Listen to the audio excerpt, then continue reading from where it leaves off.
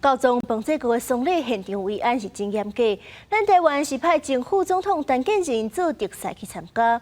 陈建仁提早到现场，甲美国前总统拜登也有军联国的特使有互动。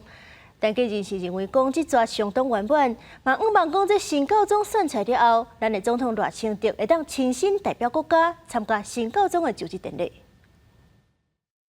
教宗方济各的葬礼仪式正式结束，前副总统陈建仁今天代表台湾出席，期间与美国前总统拜登、巴拉圭众议院议长伉俪、日本外相等多位政要寒暄互动。结束后接受公视专访，一起来听他怎么说。我也谢谢他在他当总统的这一段期间他和台湾之间我们签订了台美的21世纪贸易倡议的协定那两国的这个互动相当的正面而且积极所以我也很高兴碰到他。来自世界各国的信徒进入矿场，为甲教宗方济各做最后的告别。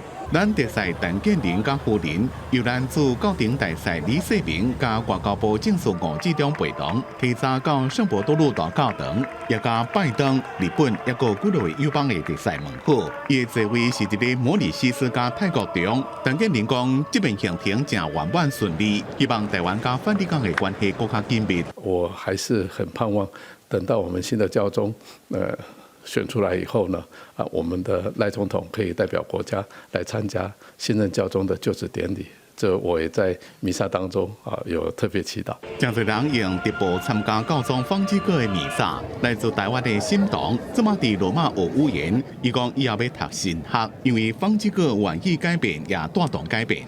在这样的氛围底下，变成说我在研究神学的时候，我是受到教会的鼓励的。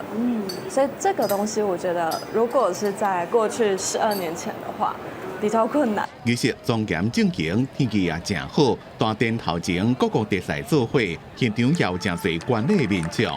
现场的人是摆到矿场的另外一边，大家用肃穆的心，祈祷方济各回归祖怀。公视新闻综合报道。